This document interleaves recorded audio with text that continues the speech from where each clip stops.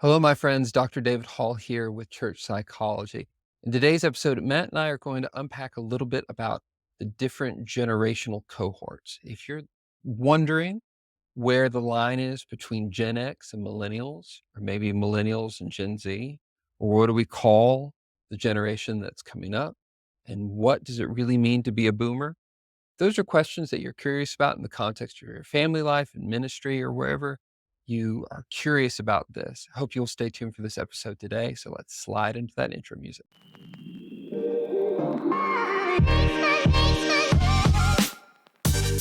Welcome to Church Psychology, a podcast of the Negev Institute. We are mental health professionals looking at the intersections of social and behavioral science in the Christian life. Please connect with our free resources in our open community library at churchpsychology.org. We would be grateful if you would follow, like, or subscribe to Church Psychology wherever you are finding us, and also leave us a review. As we start, if we are to love the Lord our God with all of our mind, it makes sense to work on our headspace. So let's get to work. Well, welcome back to the Church Psychology podcast. My name is Matt Scheuneman. I'm here again with Dr. David Hall. Hey, David. Hello, Matthew. All right. Does anyone call you Matthew? Yes. Random people. Okay. Not even my family. Okay. I don't even know. Like people just latch on to Matthew. And for a time, I mean, it is my official name. Yeah. But I go by Matt so often that it's very, very odd. And so it does bring up memory of being in trouble. So every time someone says Matthew, it's like, yes.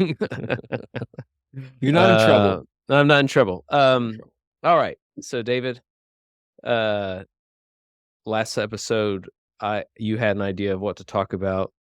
This time, I have an idea of what to talk about. And so, let's talk about, we had a training recently, and soon we'll be able to have some of this on our website of the Negev Institute. If anybody would be interested in that. But in the training, we talked some about the different generations that have come before and even maybe ones that are coming and all the differences there. And so I think it'd be a really good topic of conversation today to go through the differences that we're seeing within the generations, especially now within the crazy boom of technology too. And not that we're going to be only focused on technology in this conversation, but I think that's what's bringing this topic back to light, not just in this conversation, but I've heard other people talk about the generational differences. And so, why don't we talk about the different generations and how we're interacting with each other now? Because I think it'd be a really good conversation for those that are within the church, even from our model of like those that we see, we have to kind of take into consideration some of these factors. So where should we start in the conversation of the different generations? You know, it's a fascinating one. There are lots of things I geek out about. This is one of several things. I geek out about a lot of stuff, but this is one. Yes, this is a good one though. It is. One of my favorite writers on this who talks about different generational things is a psychologist researcher named Jean Twenge. She wrote a book called IGen, Generation Me. Yes. Her latest book at time of recording is a book called, I think it's just called Generations, where she goes through multiple generations in who were born in the 20th century throughout. So demographers, anthropologists, different social scientists began studying generations fairly recently because it was we reached this place where people began to study in the social sciences and began to see that things began to be different in different age groups, whereas traditionally, as much as things were studied, there wasn't necessarily a lot of differences between different generations. There may be differences between 20-year-olds versus 30-year-olds, but throughout a lot of history, 20-year-olds were about the same in 1600 as they were 1700, and a lot of it was because the social and technological aspects of their lives were fairly similar. Common. And so it's become a more recent thing, but we'll talk. I'm going to start chronologically with a generation that we barely have with us now, which is one that is most called the greatest generation, or sometimes the GI generation. And that's the thing. A lot of generations end up having more than one name. That one Mhm. name starts, Mhm. but doesn't stick as much, Yeah. or they become known Mhm. by multiple names. But that's known as the greatest generation, or sometimes the GI generation. Those are the individuals that were born. The number I have for that, this is what Twenge and other people use, is 1901 to 1927. So the top end of that Mm. generation now is in Yeah. their late 90s, mid to late 90s. Yeah. Um, what's significant about those ages? Those were people that both grew up with conscious memory of the Great Depression. Yep. So even the youngest bit of that, I had uh, two of my grandparents were of that generation. They were born in 1919 and 1920, respectively. And my grandpa, was 11 in 1930. So, and he Mm. lived very consciously through the Great Depression. That was a very formative experience for them in their youth or young adulthood. Right.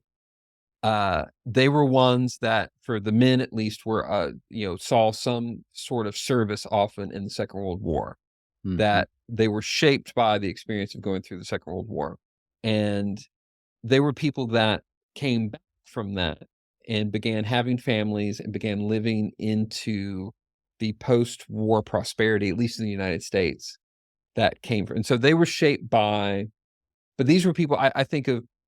Again, there aren't many with us, Yeah. unfortunately, but I was very fortunate to have many relatives in my life of that generation that I came to know well. Yeah. And Likewise. they were Yeah. ones that were very tight with money. Mhm. But you think about how growing up in the depravity of the Great Depression, wartime rationing affected that thinking of things. They were very frugal. They were very hardworking. They had the benefit of, particularly for the younger end of that generation, that even though they oftentimes grew up in deep hardship and experience, these are ones for someone like my grandpa, who through his childhood and early adolescence was the Great Depression, through his early 20s fought in the Second World War, but then was able to come home and to a time of relative prosperity. He was definitely far more prosperous than his parents were, Yeah. and the ability to raise a family in safety. And so they were ones that often carried with them that sense of gratitude. Mm. The next generation, and so in the context of church and mental health, because of the age range of this is not necessarily a generation that we have much exposure to and won't for very much But longer. I think that I mean, you look at the World War II movies that still come out, Hmm. and the stories that we learn from them, and it's not just about that war, although it's the most, I think, famous one that we kinda heroically popularize. Hmm. But there's so much grit in the people of that generation, they walk through so much stuff that, we kinda look at them as heroes Hmm. or, people to kind of admire, and so even though they may not be, um, with us as much, I think there's still this longing that we have for them, at least Hmm. from my generation, and I speak as and we're gonna get to this, I speak as an old millennial, and Hmm. so, coupled few generations removed from them, but Hmm. still look at them as like, "Oh, that's the gold standard of It is, people." and I think it's one of the reasons we use that phraseology. World War II is often been called in history as the good war, and part of that has been, it's one that, particularly from an American telling, it's one that we feel we can do with a lot less moral ambiguity. Yes, that's right. There was a clear good and bad. Yeah, and Correct. there's comfort in that and how we tell the story and our experiences in it, Mhm. versus most of the conflicts that the generation since then have been a part of are far more Yes. morally questionable, and that Yes. becomes a difficulty in it. So move from that, and then the next generation, 1928 to 1945. This is what's known as the silent generation, Mm.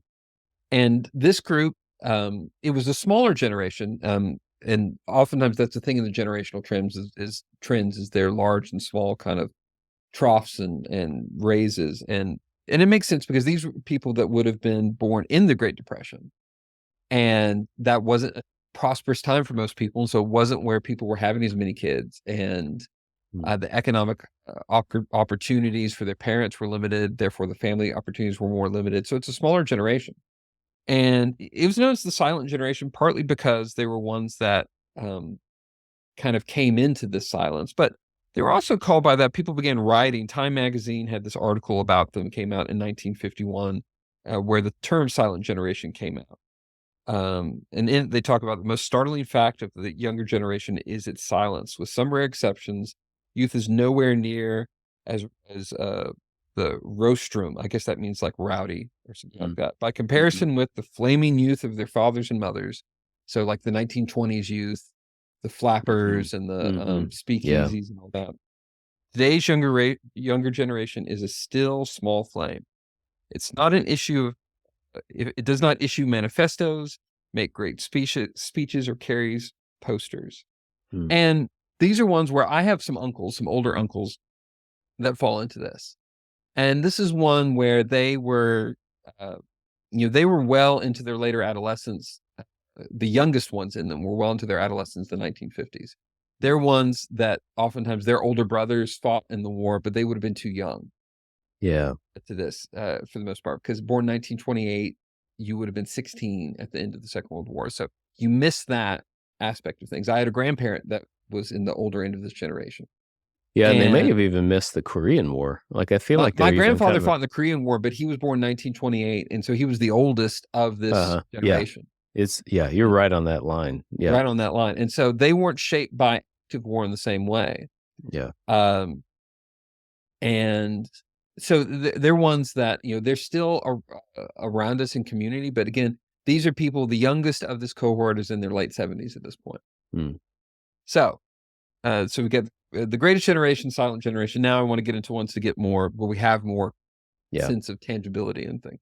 So we have the baby boomers. That's probably one that people talk about a lot. Being Mhm. called a boomer now becomes a slur that a lot of the Ugh. youngins will use. Yes. But baby boomers born between 1946 and 1964.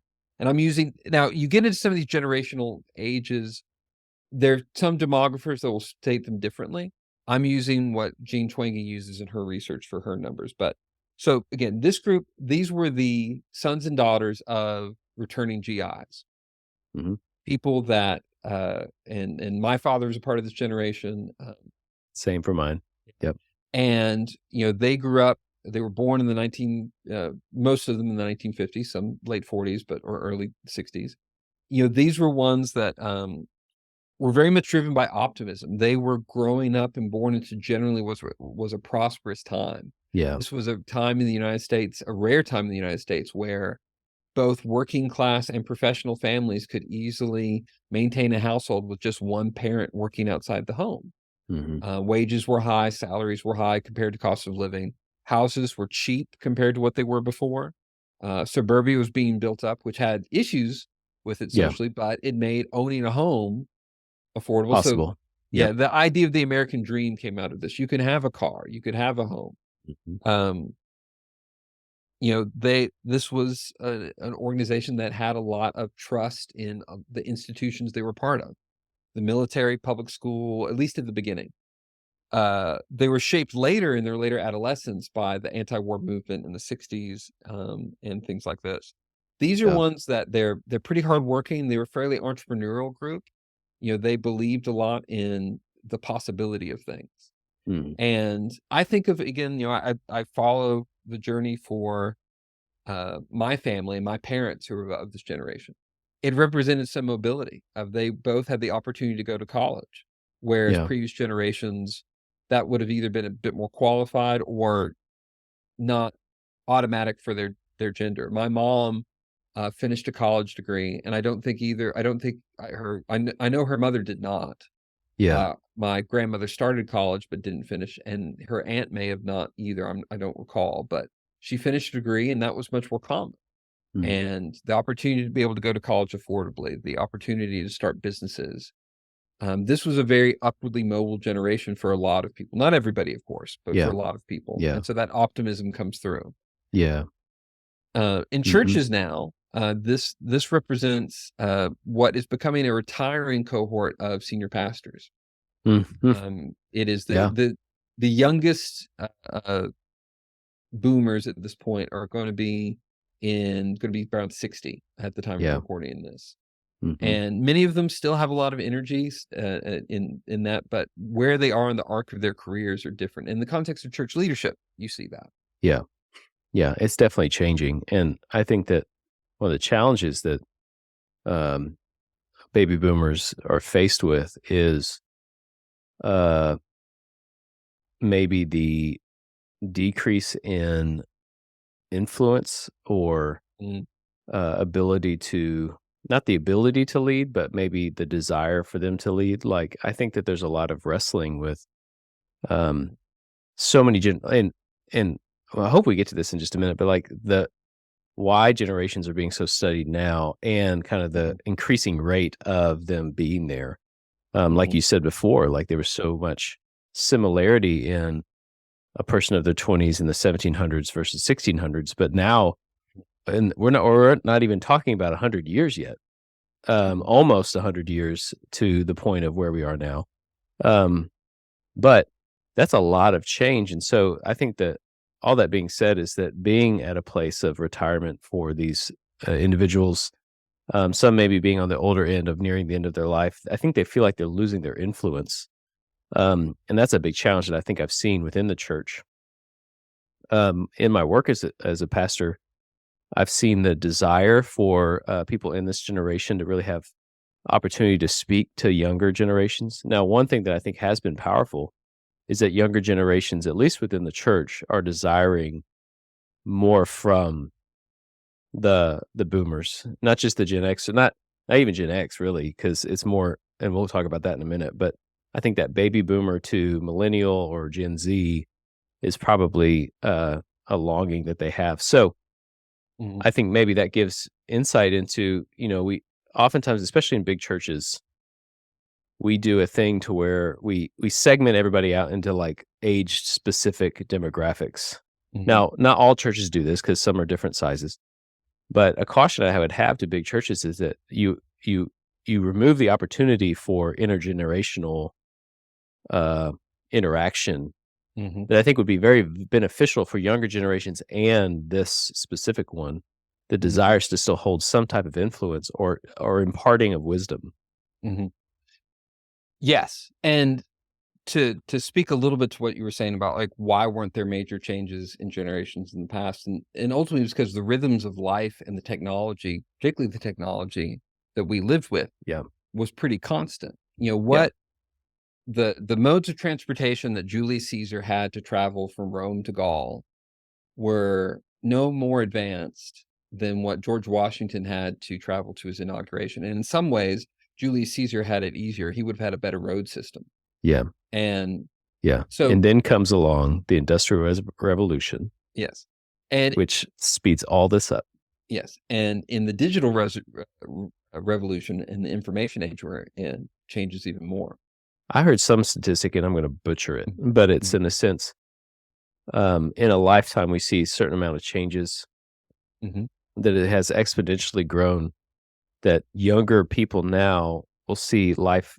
I can't even remember the metric, but like 2,000 times more mhm, than someone born in the 50s to their end of life, and the changes they see in culture maybe mhm, is dramatically going to change from someone born in the 2010s to then become 70 and see what's there. And so it's mhm, kind of the exponential curve, so to speak, of that. mhm. Yes, it's the and it's a scary speed at times when we think about the Yeah. kind of compounding effect. So, Yeah. we're moving to things where it becomes we're able to look back and think, "Well, why did demographers make the changeover at this point?" And I think for, in the boomers, the end of the Second World War and a true baby boom, why they were called Yeah. that, Yeah. because there were A lot of lot of children. people having lots of kids Yep. in the immediate aftermath of the Second World War, and that being the beginning. And why the early '60s? Why 1963? Well, the reason for that is this was the generation that did not have the direct memory or experience of the Vietnam War in that Yeah. way. Yeah. The Vietnam draft for the United States ended in 1973, and so the youngest of this, these weren't kids that were thinking about, "Am I gonna get drafted?" they were less likely to have siblings that would have been drafted. Mm. And so you begin to shift into the post-Vietnam era in the coming age of this. And so this brings us to the next group.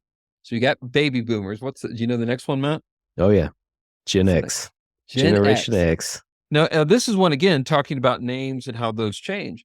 Gen X was initially called Baby Busters, but that name just wasn't very sticky with them, Yeah, I and don't then it like it. became Gen I X. don't like it as much. Yeah. Gen X went 1964 to 79. 1979. Yep. Some demographers will say up to as far in 1981, but again, I'm going with, or even they'll end it in 1978, and that the first Mhm. year of millennial 79. I'm going with Twiggy's numbers Yeah. in that Twingies numbers, but this was the generation of, when they were coming to age in the late 80s and 90s, they were labeled as slackers. This was a smaller generation than their parents' generation. Their parents were the older baby boomers and the Mhm. younger silents Mm. for Mhm. the Gen X. This was the first generation of the latchkey kids. Yeah. This is where their parents experienced the first major uptick of divorce rates. And so this was the first group to experience on that level, um, being in single parent homes because of divorce, or having both parents working. Mhm. And so these were ones that were in different ways much more free range than even the baby boomers. Baby boomers had a lot more freedom in their childhood in a lot of ways, but uh, a lot of Gen Xers will kind of talk about adults generally being absent, or Yeah. through a Yeah. lot of their formative sorts of things. Yeah. This was the technology that they experienced, cable television Mm. and home entertainment in the sense of like Nintendo and things like that. Mhm. These are, this is a group that they got their Ataris, The and they Atari. Yeah, I was got, about to say yeah, that's before and Nintendo. Yes. yeah, Mhm. and so those became the formative things in their experiences. And these are, for the most part, these are the leaders in churches at this point. These are people Yeah. in their 40s, 50s Early 60s. range. Yeah. So, Oh and no, it wouldn't and be 60s yet. they wouldn't quite be 60 yet Yeah, at the late time they were 50s. 40, Yeah. Yeah. but they're close. Yeah. And so in that sense, in a lot of professional classes, these are the people most in their quote prime Mhm. for visibility and leadership. This is a group that has a lot of independence and self-will. Yeah. They're Yeah. very cynical because they were kind Yeah. of left on their own quite a bit. Yeah. They're Yeah. often fairly cynical. This is the post-Vietnam generation. Right. Well, you have And post-Vietnam, post-civil rights, yes. and a lot of, we look back at, and I don't want to get into the weeds of like the decades, but we look at the 80s as being maybe a booming time for economy and different things like that. But I think there's a lot of turmoil that a lot of the Gen Xers like looked at with this to then form one of the greatest eras of music in the 1990s. I mean, Yeah, and like, it was they were ones that when they started making their own music, man, it was real different than what had come before. Church Psychology is a production of the Negev Institute, a research, resource, and teaching initiative that aims to provide Christian communities with practical education and consulting to faithfully speak to our needs in mental health, relational science, and human habit and behavior. A great way to support Negev is to start a free membership in our open community library at churchpsychology.org, and then stay connected with our email newsletter to hear about new classes, publications, live forums, and in-person events. Again, you can find all that at churchpsychology.org. and I know In a I'm lot of biased because I'm not a Gen X, I'm an old millennial, but like the 90s were such a formative time. I mean, you think about some of the best rock music, rap music, Christian music, all of it was like kind of forming in the early to mid 90s. And that's based on the Gen X being the founders of all that. Mhm.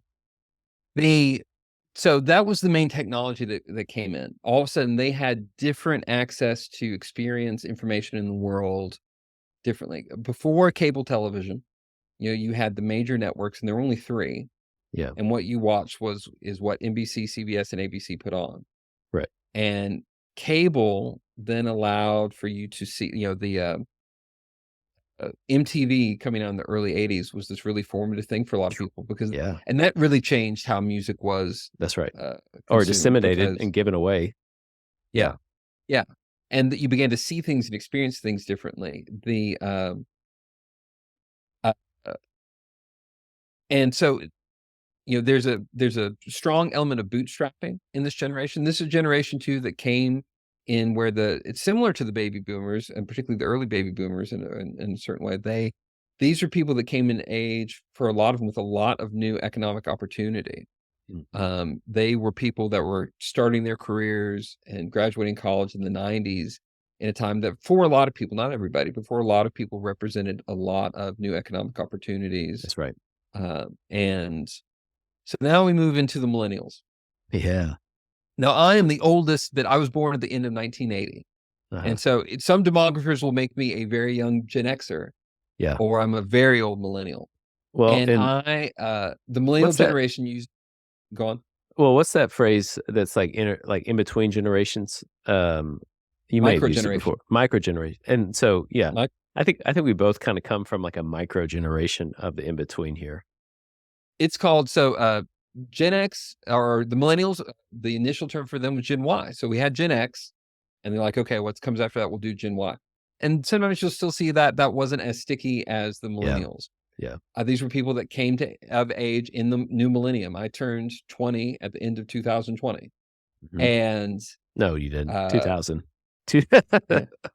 Yeah, If yeah, you turned no. 20 I to turned 20. 40. I Yeah, turned yeah, 40 at the end of 2020. Sorry. yeah, yeah. I turned 20 at the end of 2000, Yes. but into the new millennium. But this generation runs from 1980 to 1994, and we'll get into the significant things there. So it is in the micro generation that Matt's talking about, and this is uh, Oregon Trail generation is a common Ah, one that's yes. called the youngest Gen Xers and the oldest millennials, and because they have certain things that are a little bit different from Yep. falling perfectly into it. But um, the significant events for uh, the millennials and what was these were ones where their parents were mostly middle boomers to later to early Gen Xers. Mhm. And whereas the baby boomers were getting into their prime in their 20s and 30s and starting to have families, it was there. And so this is another larger generation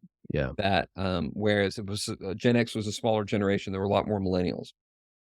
Uh, it ends so we experienced, I have no memory of there not being cable TV. Right. I've always been aware of cable. I've Mhm.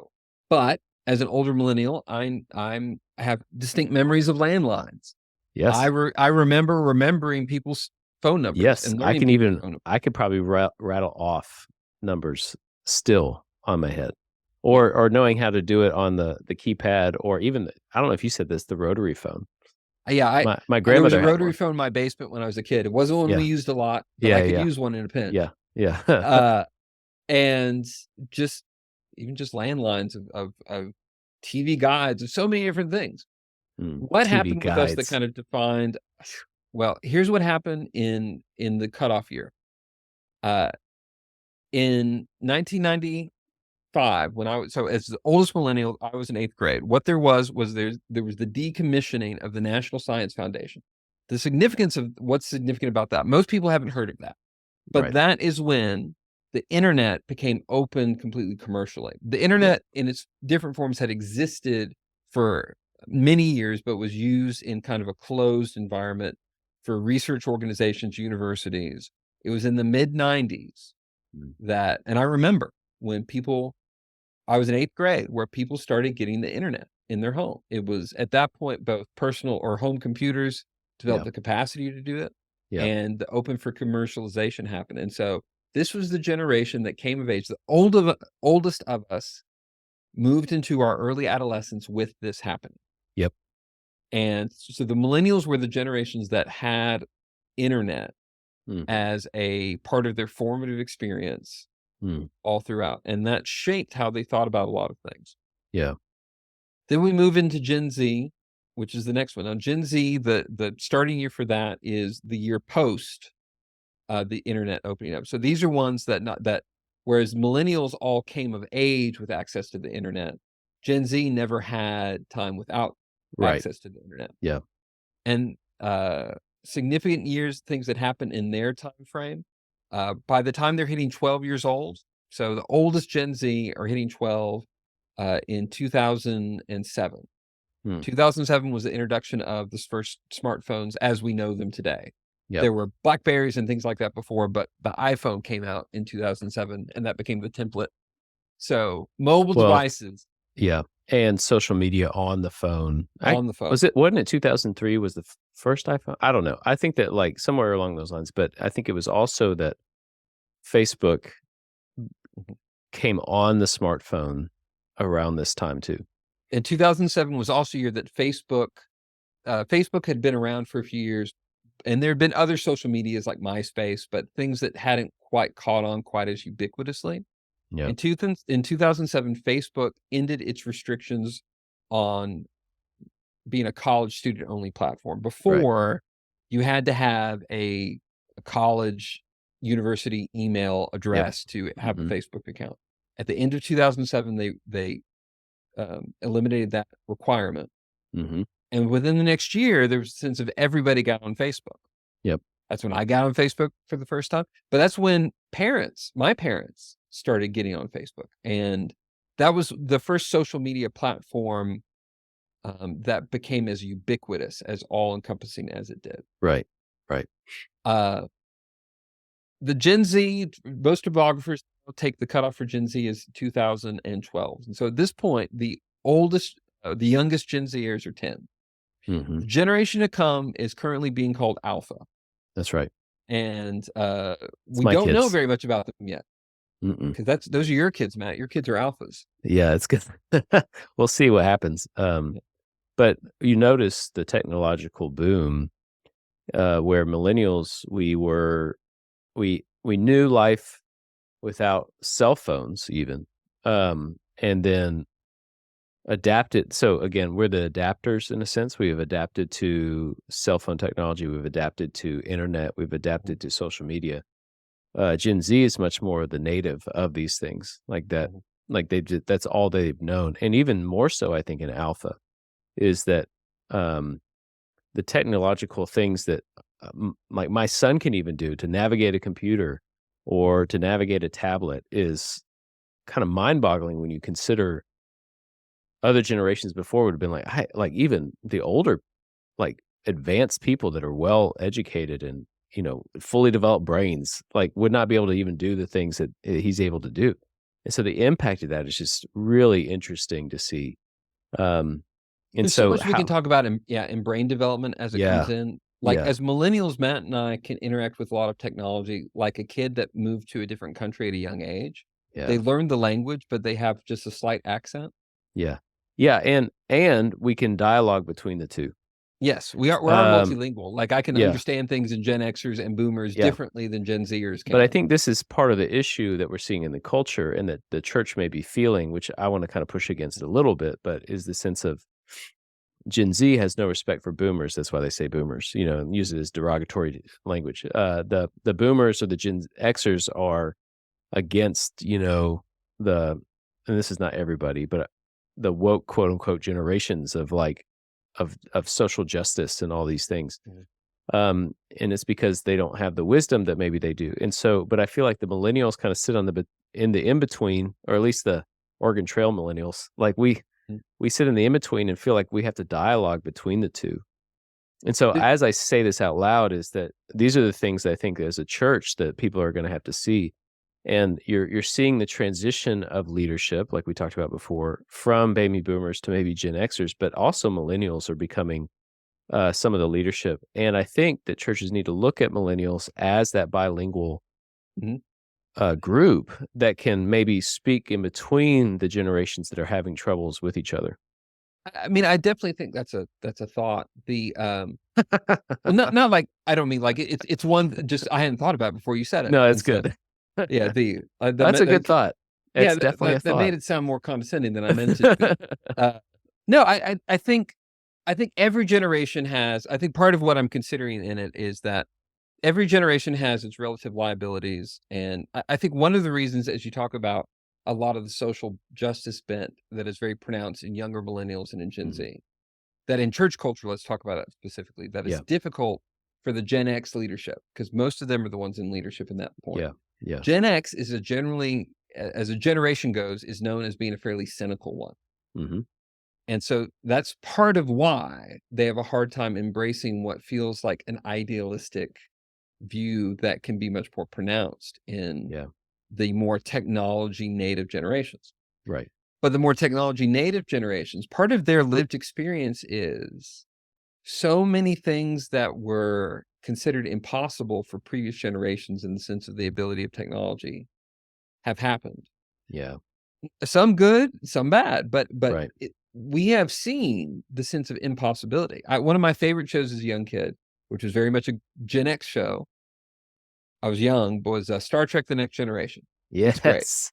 But if you Yes. go back and watch Star Trek, there's a whole Yes. chunk of what they do and what their space age technology offers to them that is pretty basic to our lives today. Yeah. And in some ways, their imaginations are kind of even stunted to how Mm. we can do things.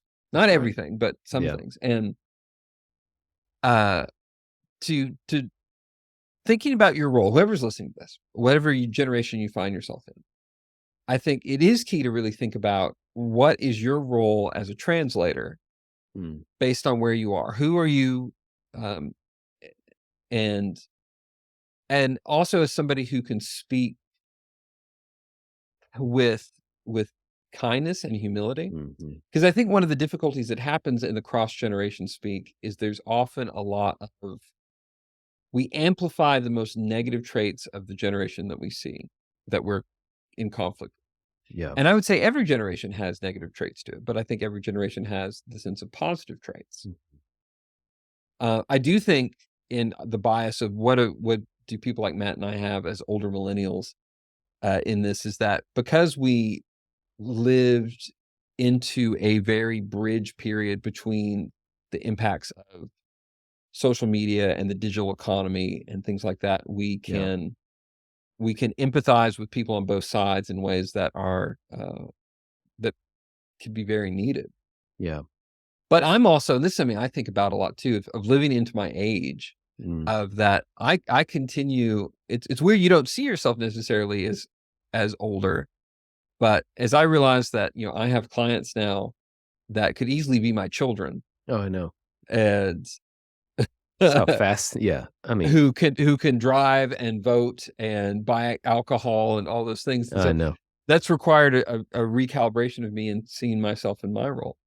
Yeah. Um, I so I as we work to wrap up, I want to one to give the thing of encouragement of, Mhm. and particularly if you are in a church and you have a multi-generational staff, how are you really learning beyond just the stereotypes Yeah. about the Yes. different generations? And so that's where I would really recommend, and Mhm. Matt, and I will make sure that it's in the show notes, a link to Jean Twiggy's book on generations or other Mhm. resources just on Yeah. generations. Like, how are Yeah. you thinking about how these things are playing out?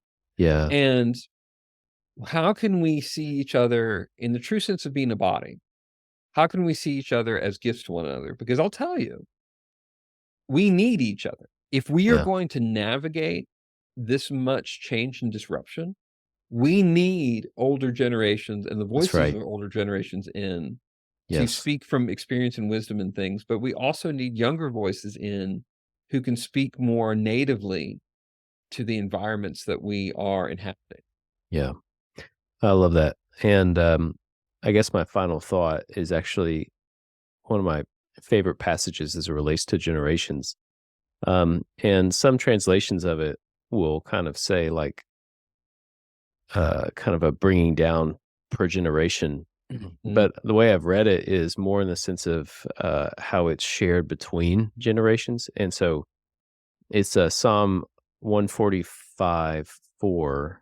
Um, and actually, I was looking at different translations to kind of not fit my desire, but more in the sense of what I'm trying to communicate. And this one was from the New American Standard Bible, but it says, "One generation will praise your works to another and will declare your mighty acts." And that kind of one to another is not necessarily only one down. And I think that does need to happen. Like the older generation needs to pass down its wisdom to the next. I mean, Proverbs is basically that whole thing. But in the way that I've read this and kind of what way different translations are saying it is one to another, more in the sense of like, yes, from one down, but also to listen to the younger generations and how they praise and understand Christ in that way. Hold to the theological truths, because that's oftentimes a battle between generations, but to also listen well. And so, Mm, good. yeah, it's good stuff. Well, David, thank you for your bringing this to the table. Again, we'll also, once it's up, put this in the show notes too, but more of what this topic is coming from of our training that we Mhm, did in person mhm, recently over social media and youth development or youth mhm, identity, and so we'll hopefully bring that to you as well. mhm. Um, but until next time, thank you so much for listening, and David, it's great to be with you. Always, Matt. Thank you again for being a part of our latest episode of Church Psychology. If you have enjoyed it, we hope that you will share this episode with others in your life. And please do remember to follow, like, and or subscribe to Church Psychology wherever you're finding us, and leave us a review. We look forward to connecting with you again soon.